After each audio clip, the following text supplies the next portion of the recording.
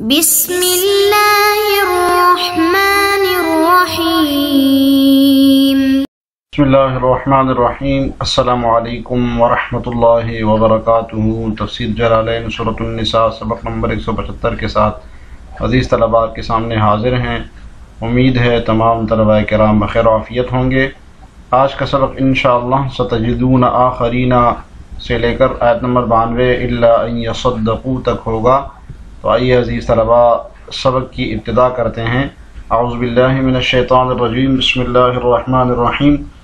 ستجدون آخرین یریدون ان یأمنوکم، منافقین میں سے کچھ دوسرے لوگ تمہیں ایسے ملیں گے، یریدون ان یأمنوکم، جو یہ چاہتے ہیں کہ وہ تم سے بھی محفوظ رہیں، وَيَأْمَنُوا قَوْمَهُمْ، اور اپنی قوم سے بھی،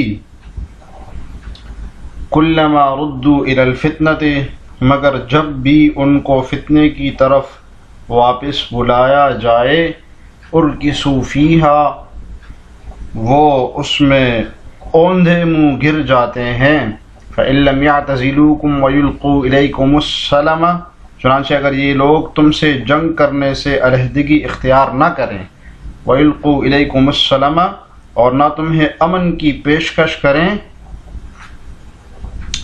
وَيَكُفُّوا أَيْدِيَهُمْ، اور نہ اپنے ہاتھ روکیں، فَخُذُوهُمْ، تو ان کو پکڑو، وَاقْتُلُوهُمْ حَيْثُ ثَقِفْتُمُوهُمْ، اور جہاں کہیں ان کو پاؤ انہیں قتل کرو، وَأُولَئِكُمْ جَعَلْنَا لَكُمْ عَلَيْهِمْ سُلْطَانًا مُبِينًا، ایسے لوگوں کے خلاف اللہ نے تم کو کھلا اختیار دے دیا ہے۔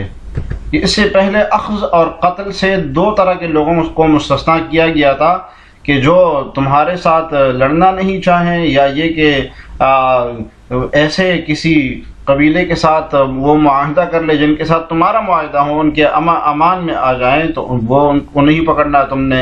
اب یہاں سے یہ بتایا جا رہا ہے کہ جو لوگ تم سے امن اور صلح کے ساتھ نہ رہیں اور شرارتیں کرتے رہیں، تو پھر انہیں پکڑ سکتے ہو اور انہیں قتل بھی کر سکتے ہو۔ تو ان آیات میں منافقین کے ایک اور قوم کا ذکر ہے، اور یہ لوگ مدینے کے قریب رہتے تھے، اور یہ دو قبیلے تھے، صاحب جلالین نے اس کا ذکر بھی کیا ہے، ایک بنو اسد اور ایک بنو غطفان۔ تو یہ دو قبیلے تھے، اور حضرت عبداللہ ابن عباس رضی اللہ عنہما کے ارشاد کے مطابق ان لوگوں نے صرف دکھاوے کے لیے اسلام قبول کیا تھا، اور حقیقت میں مسلمان نہیں تھے، منافق تھے، اور ایک دوسرے سے کہتے تھے کہ ہم تو بندر اور بچھو وغیرہ پر ایمان لائے ہیں، یعنی وہ ہمیں کاٹے نہیں اس لیے ہم ایمان لائے ہیں۔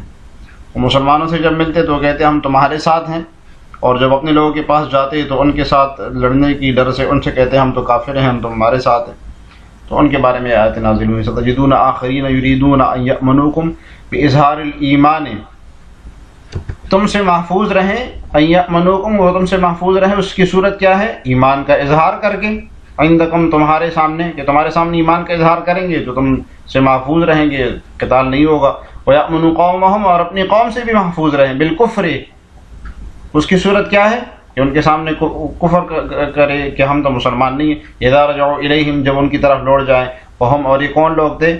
اب ان کا مصداق بتا رہے ہیں، اسد و غطفان، یہ وہ قبیلہ بنو اسد اور بنو غطفان، اور ایک روایت میں بنو خازن کا بھی ذکر ہے۔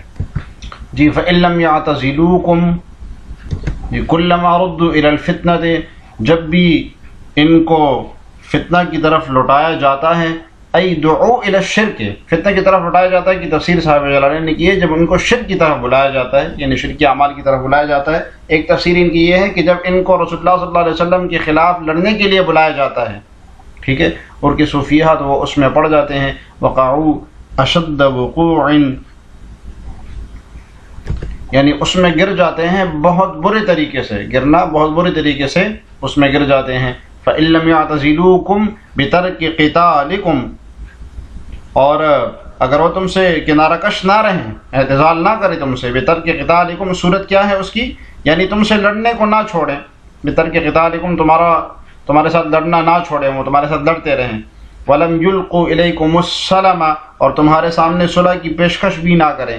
جی، ولم، لم کہہ کے صاحب جلالین نے اشارہ کیا ہے کہ یہ یلقو کا عطف لم یعتزلوکم پر ہے، تو جیسے یعتزلوکم پر لم داخل ہے لم جاہد، اسی طریقے سے یلقو پر بھی لم داخل ہے کہ وہ تمہارے پاس صلح تمہارے سامنے صلح کی پیشکش نہ کریں. ولم یکفوا ایدیہم، یا لم نکال کے محذوف نکال کے اشارہ کے ساتھ جلالین کہ اس کا عطف بھی لم یعتزلوکم پر ہے. ولم یکفوا ایدیہم، اور نہ اپنے ہاتھوں کو روک کے رکھے تم سے، عنکم کہاں کس سے تم سے، فخذوہم تو ان کو پکڑ لو، بالاسر ان قید کرنے کے ذریعے کہ ان کو قید کر لو، فاقتلوہم حیث ثقفتموہم اور جہاں بھی وجدتموہم جہاں بھی تم ان کو پاؤ ان کو قتل کرو. فاولئکم جعلنا لکم علیہم سلطانا مبینا، اور یہی لوگ ہیں جن پر ہم نے تمہارے لیے مکمل کھلی دلیل بنا دی ہے. کیا مطلب؟ برہانا بینا ظاہرا علی قتلہم وسبیہم لغدرہم، کہ ظاہری طور پر اللہ تعالیٰ نے دلیل کر دی، کھلی دلیل تمہارے اوپر کر دی، ظاہر کر دی کہ ان کو قتل کرو اور ان کو قیدی بناؤ، لغدرہم ان کی غداری کی وجہ سے، وہ جو انہوں نے غداری کی تھی تمہارے ساتھ. جی آگے چلتے ہیں. وما کان لمؤمن ان یقتل مؤمنا الا خطأ، ترجمہ دیکھیے، اور کسی مومن کے لیے درست نہیں ہے کہ وہ کسی مومن کو قتل کرے الا خطأ، مگر یہ کہ غلطی سے ہو جائے. ومن قتل مؤمنا خطأ، اور جس نے کسی صاحب ایمان کو غلطی سے قتل کر لیا، فتحریر رقبۃ مؤمنۃ، تو اس کے ذمے ایک مومن غلام کا آزاد کرنا ہے. ودیۃ مسلمۃ الی اہلہ، اور دیت ہے جو اس کے اہل کو دی جائے گی. ودیۃ، اور دیت ہے مسلمۃ الی اہلہ، جو دی جائے گی اس کے گھر والوں کو، اس کے اہل کو. الا ان یصدقوا، مگر یہ کہ وہ صدقہ کر دیں، یعنی معاف کر دیں. جی عزیز طلباء، گزشتہ آیات میں قتل و قتال کا ذکر تھا. اب یہاں قتل کے کچھ دنیاوی اور اخروی احکام بیان ہو رہے ہیں کہ اگر کوئی کسی کو قتل کرے تو فرمایا کہ پہلے مومن کے شان نشان تو یہ ہے ہی نہیں کہ وہ کسی کا قتل کر لے، کسی کو مار لے، اور قتل کرنا گناہ کبیرہ ہے. لیکن پھر بھی اگر کسی سے قتل ہو گیا تو اب اس کے کیا احکامات ہیں وہ بتا رہے ہیں. تو اس آیت میں یہ بتایا ہے کہ قتل کی دیت بتائی ہے کہ اگر کسی نے قتل خطا کر لیا تو اس کی دیت بتائی ہے اور اس کا طریقہ بتایا ہے. تو یہ آیت پڑھنے سے پہلے ہم ذرا قتل کی قسمیں دیکھ لیتے ہیں مختصراً. ایک ہوتا ہے قتل عمد، کہ خود جان بوجھ کر کوئی کسی کو قتل کرے. اس پر تو اس کی سزا تو یہ ہے کہ اس کو قاضی کے حکم کے ذریعے اس کے بدلے میں قتل کیا جائے گا. دوسری ہوتی ہے شبہ عمد، کہ کسی کو جان بوجھ کر تو قتل کیا جائے مگر ایسے آلے سے نہیں جس کے ذریعے عموماً قتل کیا جاتا ہے. اب اس کی دو صورتیں ہوتی ہیں. ایک یہ کہ جان بوجھ کر قتل کیا جائے بغیر کسی ایسے آلے سے جو کہ قتل کرنے کے لیے نہ ہو، اور دوسرا یہ کہ وہ کوئی اور چیز مار رہا تھا اور غلطی سے کسی انسان کو لگ گئی، گولی لگ گئی یا چھری لگ گئی یا تلوار لگ گئی. یہاں پر اس کو کہتے ہیں قتل خطا اور اس کو قتل شبہ عمد بھی کہتے ہیں. تو یہاں پر اس کے احکام بیان ہوئے ہیں. تو پہلے فرمایا وما کان لمؤمن ان یقتل مؤمنا الا خطأ، کہ کسی مومن کے لیے درست نہیں ہے کہ وہ دوسرے مومن کو قتل کر لے. ایما ينبغي له ان يصدر منه قتل له، یعنی مناسب نہیں ہے کہ کسی مومن سے کسی مومن کا قتل، کسی دوسرے مومن کا قتل صادر ہو، الا خطأ، مگر یہ کہ غلطی سے ہو جائے، مخطئا فی قتله من غیر قصد، یعنی قتل کا ارادہ نہ ہو، ارادہ خطا ہو گئی.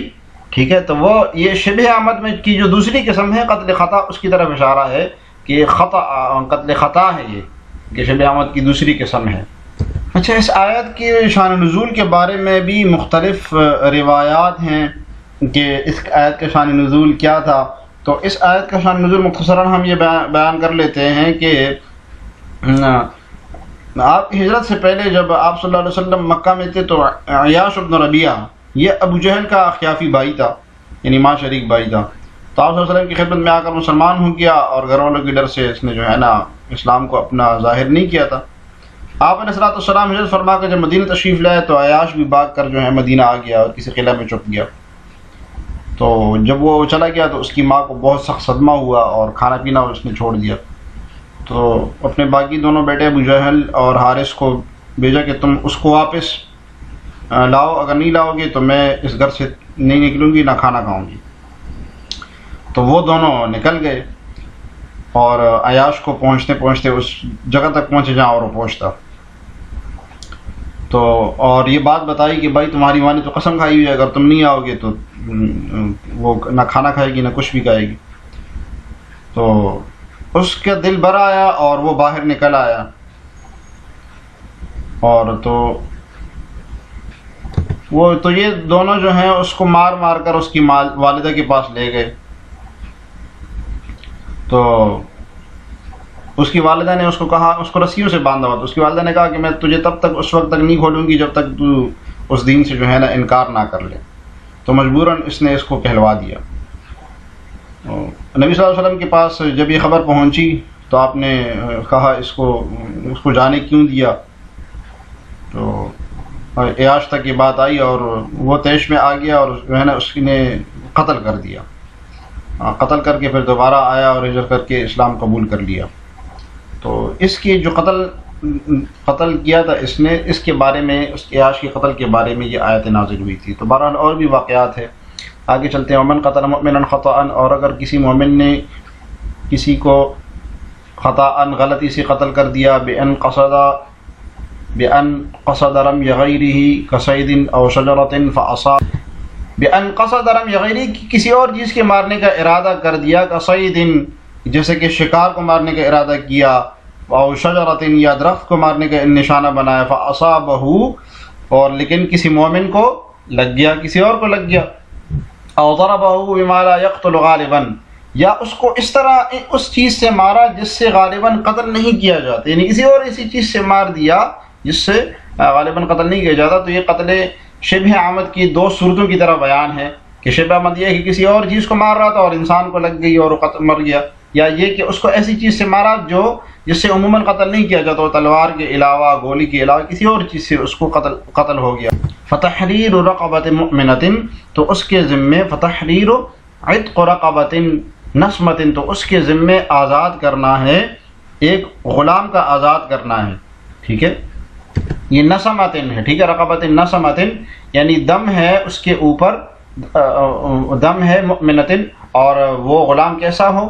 مومن ہو، علیہ اس کے اوپر لازم ہے، ودیۃ مسلمۃ، اور دیت ہے جو کہ حوالے کی جائے گی، مؤدات ادا کی جائے گی، الی اہلہ اس کے گھر والوں کو، کس کے گھر والوں کو؟ ای ورثۃ المقتول، یعنی مقتول کے گھر والوں کو جو خطأ اس سے قتل ہوا ہے، الا ان یصدقوا، مگر یہ کہ وہ مقتولین کے ورثاء صدقہ کریں، یعنی اس کو معاف کر لیں، یتصدقوا علیہ بہا، اس کے اوپر صدقہ کر دیں۔ صورت بتا رہے ہیں ان یعفو عنہا، ان یعفو عنہا، کہ اس کو معاف کر دے، اس سے اس قتل کو معاف کر دے۔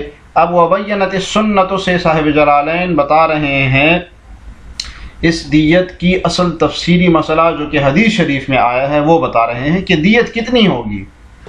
جی وبینت السنت، سنت نے بیان کیا ہے کہ انہا، وہ دیت کتنی ہوگی، 100 من الابل، 100 اونٹ، 20 بنت مخاض، 20 بنت مخاض ہوں گی۔ یہ بنت مخاض کس کو کہتے ہیں؟ طلباء نے پڑھا ہوگا اس کو، قدوری میں ہدایہ میں تفصیل سے پڑھا ہوگا۔ 1 سال کی اونٹنی کو کہتے ہیں جو دوسرے سال میں داخل ہو گئی ہو، تو 20 بنت مخاض ہوں گی۔ وقضا بنات لبون، اور 20 بنت لبون ہوگی، 2 سال کی ہو، تیسرے سال میں داخل ہو گئی ہو۔ بنو لبون، ٹھیک ہے، جو نر ہوتے ہیں، نر اونٹ جو ہوتے ہیں، تو 20 ہوں گے وہ۔ حقاق، اور 20 حقے ہوں گے، حقہ جو 3 سال کا ہو، چوتھے سال میں داخل ہوں گے۔ جذاع، اور 20 جذعیں ہوں گے، یعنی جو 3 سال کے، 4 سال کے ہوں اور 5 سال میں داخل ہو گئے ہوں۔ کس کی اوپر ہوگی یہ دیت؟ وَأَنَّهَا عَلَىٰ عَاقِلَةِ الْقَاتِلِ، قاتل کے عاقلہ کے اوپر ہوگی، جو اس کا خاندان ہے، اس کی برادری ہے، وہ کون ہے؟ اس کی تفصیل بھی صاحب جلالین بتا رہے ہیں۔ وَهُمْ عَصَبَةُ الْأَصْلِ وَالْفَرْعِ، وَهُمْ عَصَبَةُ الْأَصْلِ وَالْفَرْعِ، وہ اصل اور فرع کا عصبہ ہے۔ اچھا، یہاں پر جو ہندوستان کا نسخہ ہے اس میں ذرا سے تسامح ہوا ہے، اصل میں یہ عبارت ہے وَهُمْ عَصَبَةٌ إِلَّا الْأَصْلِ وَالْفَرْعِ، اصل اور فرع کے علاوہ جو عصبہ ہے نا وہ ہے، یعنی اصول اور فروع کو چھوڑ کے اس کے بھائی بہن بیٹے جو ہیں صرف ان کے اوپر ہوگا، ان کو ادا کرنا ہوگا. اور یہ مسئلہ امام شافعی رحمۃ اللہ علیہ کے نزدیک ہے. امام شافعی رحمۃ اللہ علیہ کے نزدیک اصل اور فرع کے علاوہ باقی جتنے بھی خاندان کے لوگ ہیں وہ اس کی عاقلہ ہیں، تو عاقلہ کی تعریف کر رہے ہیں. امام ابو حنیفہ رحمۃ اللہ کے نزدیک عاقلہ اہل دیوان کو کہتے ہیں، جو اہل الدیوان ہیں اس کو کہتے ہیں. اس زمانے میں آپ اس کو یوں سمجھ لیں جیسے کہ کوئی محکمہ ہو، جیسے ملازمین کہیں پر کام کر رہے ہوں، کسی ادارے میں کام کر رہے ہوں، تو اس ادارے کی جو انتظامیہ ہے وہ اس کے عصبہ بن جائے گا، وہ اس کا عاقلہ بن جائے گا. ٹھیک ہے. تو حضرت عمر رضی اللہ عنہ نے اپنی عہد خلافت میں اس پر کام بھی کیا تھا، لوگوں کی دیوان بنائے تھے، یعنی جو جہاں پر کام کر رہے ہیں ان کے لیے بنائے گئے تھے انہوں نے. موزیات علیہم علی 3 سنین، تقسیم کیا جائے گا ان پر 3 سال پر. ٹھیک ہے. یعنی عاقلہ اگر وہ ایک ساتھ 100 اونٹ نہیں دے سکتی ہے تو 3 سال پر ان پر تقسیم کیا جائے گا. اور الغنی منہم نصف دینار، جو غنی ہیں مالدار ہیں ان پر نصف دینار کے حساب سے تقسیم کیا جائے گا کہ وہ نصف دینار کے حساب سے ادا کرے گا. اور متوسط ہے، اور جو متوسط درمیانے طبقے کے لوگ ہیں، ربع کل سنۃ، وہ 1/4 حصہ دینار کا ان کے اوپر لازم کیا جائے گا. فإن لم يفوا فمن بیت المال. اب عاقلہ کسی قاتل کی دیت نہیں دے سکتا، اس میں اتنی کیپیسٹی، اس میں اتنے مال ان کے پاس نہیں ہے کہ وہ ادا نہیں کر سکتا، تو پھر کہاں سے دیا جائے گا؟ تو اسلامی حکومت میں فمن بیت المال، بیت المال سے دیا جائے گا. فإن تعذر، اگر بیت المال سے بھی معذور ہوں، وہ بھی نہیں ادا کر سکتے، فعلی الجانی، تو جو جنایت کرنے والا ہے جس نے خود کیا ہے اس کے ذمہ ہے ادا کرنا، وہ پھر ادا کرے گا. جس طرح آج کے سبق سے متعلق سوال ہے کہ قتل خطا کسے کہتے ہیں، آپ نے اس سبق میں اچھے طریقے سے پڑھا ہے. کمنٹس میں ضرور جواب لکھیے گا. اللہ تعالی ہمیں جلالین پڑھنے سمجھنے کی توفیق عطا فرمائے. السلام علیکم ورحمۃ اللہ وبرکاتہ.